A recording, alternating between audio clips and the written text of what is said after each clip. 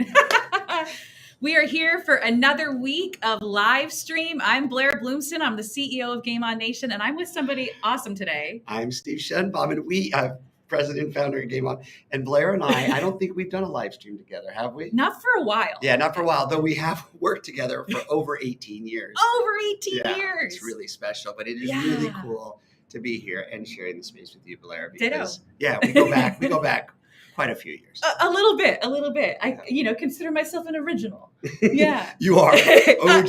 on all of the layers of what that word means. That's so true. Yeah. So if you are joining us for this week's live stream, we are representing Game On Nation, which is the company that Steve founded. We're a training and development firm, and we're focused on two really essential things: teamwork and communication. You're so good at that. You're so good at Blair lands the plane. You're so good at can I tell you my instinct is all right, let's jump in and chop it up. And it's the note always is Steve, it was great, but we didn't really set the tone or tell anyone what we do.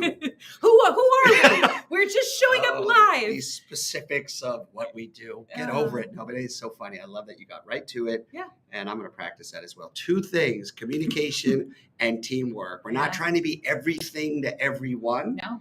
But focusing on where we feel comfortable, where we have some authority, and where we've had some success over the years in communication and teamwork training. And this is Game On's 25th year. This is our 25th anniversary. We're subtly celebrating it, and every once in a while we mention it out loud on social media. 25 years. 25 years of getting to use game-based learning experiences to help people with those teamwork and communication skills. If you're doing the math, 1997. Boom. Yeah. And it's 2022 today. Let's mark that moment in time. Yeah. You know, what I think is cool is that every week, Steve, you write a blog. And I have to tell you, I'll write a blog at some point on consistency. Maybe in December, my last blog. We made an effort to try to be consistent, try to continue to offer resources to our community. Yeah. And again, if you're joining us right now, we kind of went live right at 11:30 Eastern, and Blair's going to be navigating the tech part of things, and it's not my love language. We are wrote a blog. I get it in on we post it out on Wednesday. That's right. And then we do our live stream and try to connect kind of what we're discussing to the blog. And I will say, we're going to dive into the blog and talk about the things, but I will encourage everyone, if you're going to put yourself on a task to do something like weekly, don't overcomplicate it. That's a whole nother blog. Don't try to be epic and dominate the day and put out the greatest thing ever. Because you know what? You might for a week or two, but 52 great epics, I don't have it in me. No. So we try to keep it consistent, simple, and manageable. So, it's funny when you talked about if there's one thing that you have to do each week. Yeah. What I thought you were going to say was subscribe to the Game On. Oh, see, that's our Blair goes. If there's CEO. something you have to do you only have to do it once, actually, but subscribe to the blog. That's why we're such a good team. I'm telling you, it's left, right. We should do this more often. Left, brain, right, brain. I'm pouring in and I'm just I'm here for that. Give yourself grace. And Blair's and here's how you get to our website. See, without her, we don't have a community. I'm just talking abstract. That's funny. No, well, this is good actually to go from abstract, creative. We have this very unique voice in the training and professional development space because we use games. Right. I can't hide from it. The company name is Game On, right? But our take on games is maybe not what you're expecting. It's not trust falls. Right. It's not hula hoop exercises. No. It's not climbing Mount Kilimanjaro, though we commend that. Commend people who do that. That's not our gifting. But another term we could use is exercises. We look at this we're working out, but we're doing it from a communication and teamwork lens. And we have exercises that are engaging and purposeful and intentional and worked through for 25 years. So we consider them to be safe. And we put things on their feet and activate. Activate. Yeah. Well, and that's part of what our live stream is about. We get to activate with you in conversation if you're watching, and feel free to share it and tell friends too. But we get to activate some of the moments in between moments, some of the concepts that are really important to us. And this week, you talked about absolutely no ultimatums. That was lit. I love how you delivered that. Blair's so good at transitions. The title was, I think when I say that, this is absolutely an ultimatum, which I hope, and I put an exclamation point. So I hope people knew that I was kind of not mocking or being snarky at all, but taking a lens on ultimatums and absolutes and how there's a time and place for them. Sure. Right? Yes. But again, time and place. And so what we're kind of exploring here, and we invite you in to comment and let us know you're with us and where you're coming in from, because we will share questions that you ask, and we'll have a conversation as best we can in this live stream. But yeah, this idea hit me, and it's a personal thing because I deal with it when I speak in hyperbole, or I exaggerate, or I'll say things like, "Oh," and I do this as a father and as a husband and as a business leader. We always and never, and then I'll drive home and I'll be like, I totally didn't tell the truth. Like, I'll drive home giggling, like, I just told my team we never do that. And I'm like, we have done that. It has happened. It has. Which means it's not true. Like, to say never is like, we never do that, right? Well, and I think that, like, never say never is a great way to approach life. Yeah. Right? It's a great way to approach the human experience. And we're living in 2022, so boundaries are real. Oh, that is a thing. People are more aware of boundaries. People need that safety, need that space. But I liked how you led into this week's blog, because you were talking about the weather. Oh, that's right. That's right. Good. Oh my gosh, Blair, she reads my blog. It's so good. Me. You were like, it's good. Help me, refresh me on the blog. Right. What was it? Oh my gosh, that's right. Okay, that was the impetus. Good job. I had a joke with our dear friend David Johnson, who is not live streaming because he's teaching right now. But he's wonderful. We used to laugh about the person that says it's going to be 100% chance of rain.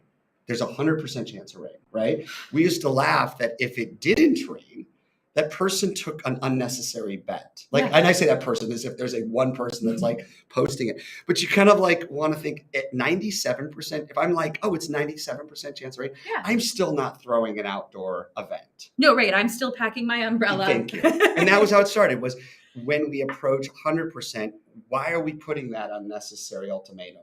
That unnecessary absolute. Yeah. When, 97% is going to get your point across just fine. And 97% is that, like, reliability. Yeah. Like, I'm here. Yeah. We feel very certain of it, but you still have that 3%. I mean, I feel like starting in 2020, we went through much more than 3% level of uncertainty. Yeah. And there came a point when you just had to own it. Oh, that's good that you went there. That's so interesting. Yeah. During that whole time, there's in any time that's unprecedented, people would be like, this is an absolute. And I'd be like, if it's unprecedented, how do we know? Right? It could go. Yeah. This is all new. Anything. Oh. Anytime we go into anything new, we're like walking into a new job opportunity, or we're walking into an interview, if we want to connect it back to the audience, or, just it's not necessary as leaders to put unnecessary limitations. And let's be real. Like, if you say absolute, if you say never, if you say always, you're kind of saying 100% of the time. And honestly, it's not worth it. You know what it reminds me of is when we train, we use improvisation. Yeah. This is like an excellent modality because you only can show up. That's the only thing that's really in your control. Is how you show up. And everything else is receive, give, like, be in the moment. Yeah. And we see in improv, we see the best come out of people. We see when you show up without saying, this is how I will have the conversation, or like, I can't have this conversation. It's good. When you just show up and get in and improv, right? And roll and float with it, then you're open to so many more possibilities. I'll actually point out exactly what's happening right now. It's always fun to like acknowledge, like, behind the curtain, like Blair and I, in prepping for this live stream, we don't script it out. It's live. It's live. And we really just sat, and we trust each other immensely when you have that relationship. But we didn't sit there and go, okay, you say this and I say this and then you say this. Because in actuality, that could be ironic. If we're talking. Imagine talking about absolutes and there's ultimatums. No paper with talking points. But it's true. Like, you can't plan it all out. You want to be prepared. There's no question. But even if you look at absolutes and ultimatums from a presentation perspective or a meetings perspective, and we use this analogy a lot. If you walk into your meeting and you are like, red's the answer. Red's the ultimatum, right? We've all done this. Oh my gosh, Bob Delaney just came on. Yes, Bob. Look, that's huge. Bob, I'm showing this on screen right now because Bob's like, he wanted to be Jersey cool. talk. The best words matter. Yeah. Thanks, Bob. And Bob's such a big deal. He's one of my mentors. I'm shouting you out, brother. Bob's like, he wanted to be all subtle. Bob's tremendous. Covert, literally. Has his new book coming out. Oh, I could blast and amplify you for an hour, brother. Anyway, it's good to have you here. I love that. It's changed my energy entirely. Now, post Bob, we know you're there. So that is funny. But when you walk into a meeting as leaders and you put your foot down unnecessarily, that's an absolute. And I've done it where I'm like, I know the answer. I'm just metaphorically saying, I know the answer is red, or that's what I want it to be. When I walk in the meeting, I'm like, everyone, let's gather around. We're going to collaborate. We're going to chop it up. When everyone in the room knows, and I know that I want everyone to go to red, whatever that metaphor may be. Yeah. Stop it. People will know. You're losing any freedom for good insight. You're losing freedom for flexibility. You're losing that 3%. Going back to, you're just as good going at 97% as 100%. You give yourself and others a little wiggle room. And 3% can be magic. Wild. 3% usually is when the great idea happens. Right. Yeah. And it leaves oxygen, something that you've guided me on. Oh, wow. Because, I'm excited. I wouldn't say I always but I do enjoy control from time to time. Like I have ideas. Sure. I got opinions, but to come in with a true sense of curiosity and to say to others, help me understand, and not like, help me understand because I can't wait to prove you wrong. Right. That's a different thing. That's a tone thing. Yeah. Help me understand. Like, that's great. Like, this is going back to the red is the answer that we want. And we can say that again, the color is a metaphor. It could be anything. And, but help me understand, you might end up with a way better idea. And the audience, here's one. I kind of want to, maybe I'm pivoting to this a little quick, but in the blog, one of the things that was important to me was to share that ultimatums are necessary. Okay. Yeah. So we're not taking a position. Again, if you're just joining us, it's, the title of the blog that we wrote this week was, this is absolutely an ultimatum and how we can have fun with it. But one of the things I shared with Blair before we went on Livestream that I wanted to share here was, if you do ultimatums and absolutes all the time, and we'll talk about examples of that, like what it looks like as parents, as significant others, as partners, as business people. But if you use ultimatums all the time, you know what happens when you actually need it? It's lost its value. It's got that boy who cried wolf flavor. Totally. Yeah. And for me, example would be my 10-year-old and 8-year-old daughter. I bring them up all the time because that to me is one of my most precious leadership exercises now. And when I give ultimatums to my 10-year-old all the time, and then when I really do want to be like, okay, this is an ultimatum, it's not received well. And I think it's because I'm not picking and choosing when to have flexibility and when to be like, no. And by the way, ultimatum, the definition, one of them is the final offer in the negotiation. That is actually the definition. So think about that. This is the final offer. So if you have the final offer ready, and it's the final offer in the negotiation, whether it's your 10-year-old or your business partner, and then you have another offer after that, it's not the final offer. No, it was actually the penultimate. I love it. The penultimate ultimatum. Blair got the word in. The penultimatum. Penultimate, that's good. Yeah, was that good? It's great. Penultimate is the one before the end. Last. Yes, which we learned together. Yeah, I messed that up. That's like an 20 old years school ago. story. That's great. I used it wrong.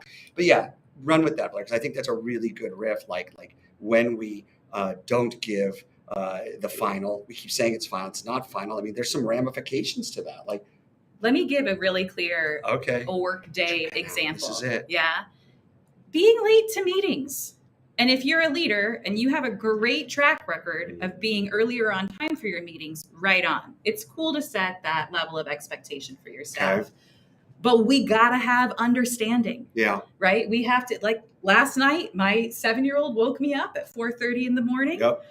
I had some caffeine this morning. I've been awake since then. Yeah. Right? So this morning I was a little off. I forgot my laptop. I had an 8 a.m. meeting.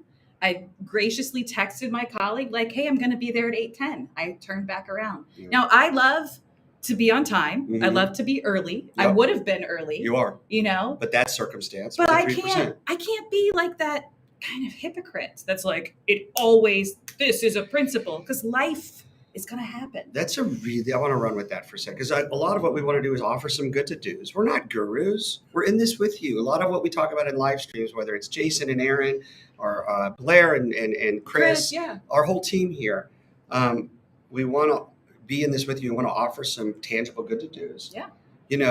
Give yourself grace. In a normal setting, we could easily say, Blair, we are never late for meetings. Like, think about that. No one's going to argue that.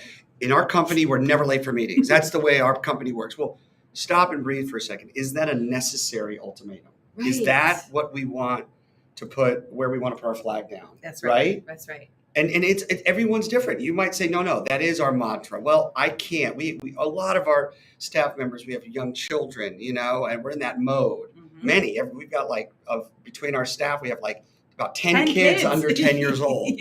And so there's going to be kids get sick and wake ups in the middle of the night. So that may not be an ultimatum you want to put your foot down on, which is like never. I'm curious. We have not planned this. So I don't know. What would be a scenario where the ultimatum, the absolute, is in play? And it could be personally, it could be professionally. Okay, I'm going to give one. Okay, that's somewhat lighthearted, but it's very real for me. I will not do another red-eye flight. I love that. By the way, I just got you just took a red-eye. I just took a red-eye. No, I took a red-eye yesterday. I know. But that's good. And I think that's something Blair could stick with. Like, I don't see you then going, oh, well, I will. Well, there's this one case. Yeah, like I did tell a couple of my friends that I've been friends with a long time. One was taking a red-eye not too long ago. Yeah. And I said, I've reached a level of my life, maybe my age, where physically I cannot. But I really actually, that's not lighthearted. I love that because that's also goes into boundaries. Yeah. In the writing of this blog, I was really sensitive. And I want to shout out Jason Martinez, who's our director of brand innovation, always helps support in editing and sound checking the blog. So it's not just like one person just lifting all these writings. But I was very sensitive to not be misunderstood and thinking never use ultimatums and nevers. Right. Actually, I think we should use ultimatum and nevers. We should have selectively. Yes, we should protect them. Mm-hmm. So when they're given, it's like no joke. Yeah. So then when I do say to my daughters, 10 and 8, like, girls, it's over, bedtime right now. No. It means something. It means because it doesn't if I'm like always the one giving in. One more. Yeah. They know, dad says like this is it, but it's not. And again, it blew my mind when I thought ultimatum, one of the definitions is the final offer in the negotiation. Yeah. I love that. No red eyes for you. And that's different for me. Like if Blair as CEO gathered the company together, this is important, and said, hey, we have a rule, no red eyes.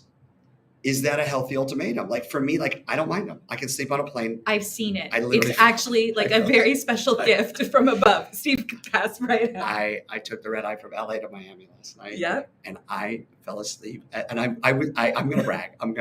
It's one of my gifts. I have seen it. I fell asleep as they were like doing the announcement, and I woke up in Miami.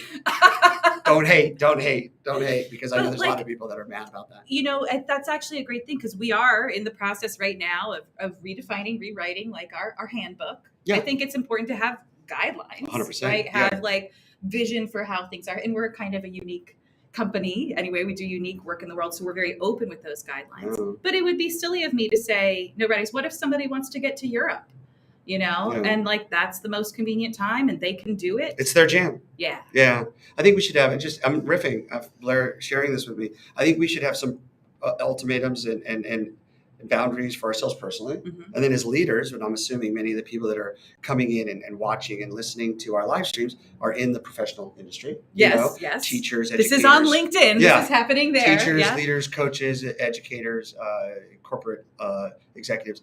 So my encouragement to you would be create your own ultimatums personally, but don't have to share all of those with the company because they may not resonate with the rest of the company. It may not be fair. It may be limiting. I said that in the blog. Mm-hmm. Sometimes our ultimatums and absolutes limit us. And I want to kind of, I'm jumping all over, but I love your example. I want to give one for me. But I think for me too, when you give ultimatums, I'm going to be really transparent here. Sometimes it's prideful. Like, oh, right. In a meeting. I have just lived long enough and this is my And it just feels powerful to sit down in a meeting and be like, we never do that. We never, hey, everyone, huddle up. I'm telling you right now, I'm just kind of creating a character, but I've done this. I'm telling you right now, like, we are always going to, and then you kind of are really in like an endorphin run at that point. Yeah. And everyone in the room is like, no, that's actually not accurate. But it comes, I think, sometimes from pride, and it comes from wanting to be a good leader. And honestly, it's more exciting, quote unquote, to give an always and an ever than to give a, hey, oftentimes, everyone, you know what I mean? Or even like, we aspire to. That's good. Like, we hope to. Yeah. Our aim, our best, example is to do this. When you look at the weather picture, which you teed up earlier, which we use, your eye goes to 100%. It's just eye-catching. Yeah. 97% is like, wah, wah, 100%. And I think certainty. That's part of the challenge, is the certainty and the absolute becomes very loud. So let me ask you, we talked about there are some things that it's important to be really clear on. How can living in uncertainty benefit us? Like how can you just embrace that spirit of like, I don't fully know, but I'm still in it?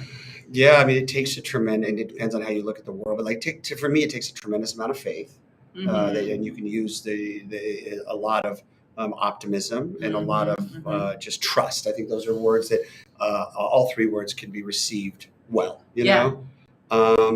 And I think one of the results, and again, we're not perfect at this, one of the results of living in uncertainty is, for me, when you're dealing with people, you said it earlier, it allows for other people's ideas to be received. Yeah. I mean, how often as leaders, when we're so certain, you didn't get any other ideas because everyone in the room's like, there's no room to give the idea. Like, or Steve just said 100%. It's like, there's no other colors to offer. Right.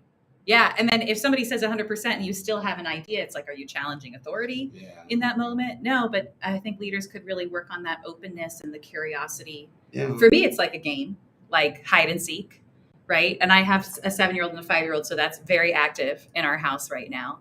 And I loved the idea of like, I never personally hide in the same place twice. Unless, I just said never, unless, so there you go, I'm contradicting myself, habits. Unless I'm strategically hiding the same place twice. Right. Like it's called the like Jedi mind trick. Where you're like it's like behind the door again. They won't find me here. It's like rock paper scissors and doing scissors over and over. And That's what my 5-year-old does. That's his strategy, by the way. And it's it's getting so deep. But you were talking about, you know, how to live in uncertainty, how to embrace it, keep that faith and hope and optimism going, and that, Steve, that connects to our song of the week. Oh, wow. Here we are. We're at the Song of the Week portion of the live stream. Gosh, when we do this live stream, the time flies. It sure does. It's pretty good. It sure does. Okay, so I did something new technologically this week. Okay. Which, by the way, I didn't because tech is not my love language. I'm going to see if I can play. I'm going to press show, though. Can I press show to see who's there? Do I that's Bob. You can show Bob's thing. Yeah, show it again. Oh, I see what that does. You guys, we're back with Bob. I see what that does. I love that. I embrace this moment of uncertainty and let Steve hit the button. It's good. True. Blair didn't say never touch that button.